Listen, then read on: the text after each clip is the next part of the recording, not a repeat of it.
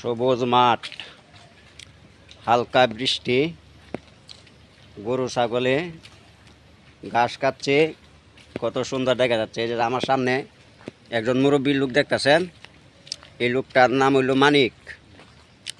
এই এলাকায় অনেকদিন ধরে থাকে, সে একটা ছোটো মুড়ু। কাকা তুমি দাঁড়াও। এই এলাকায় অনেকদিন ধরে একটা হোটেলের ব্যবসা করে, ছোটো মোটো হোটেলের ব্যবসা। আচ্ছা, আপনার হোটেলে কীরকম চলতেছে? ভালো। ভালো। আপনার হোটেলে কয়জন কাস্টমার আছে? ইনশাল্লাহ কমপক্ষে 10-12 জন আছে। আপনার মাসে ইনকাম হয় কত? তা না হলে মাসে 50,000। 50,000 খরচ বাদে 50,000? হ্যাঁ, তো তো ভালোই। ভালোই তো। আচ্ছা, কিছুদিন আগে না শুনলাম আপনার এই দোকান থেকে সব চুরি নিয়ে গেছে সব গা? চোরে নিয়ে গেছে, কি করবো?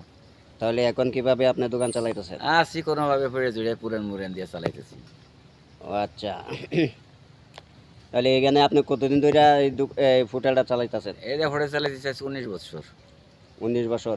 19 বছরে আপনি কি আয় উন্নতি করলেন এই হোটেল থেকে? আইনতি খেয়ে দিয়ে পোলাপান লেখাপড়া করে মানুষ টানুষ করছি, বিয়ে শাদী দিছি, এই পর্যন্ত আইবে সমান সমান।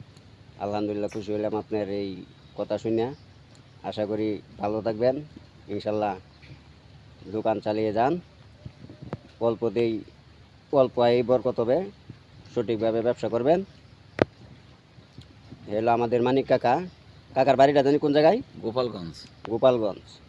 ও, খুব একটা সুপরিচিত এলাকা। আচ্ছা, আপনি তো এখন বর্তমানে গাজীপুরে থাকেন না? হ্যাঁ, গাজীপুর থাকি। এই এলাকায় কত বছর ধরে থাকেন? আমি 2001 সালে আইছি। 2000 তাই?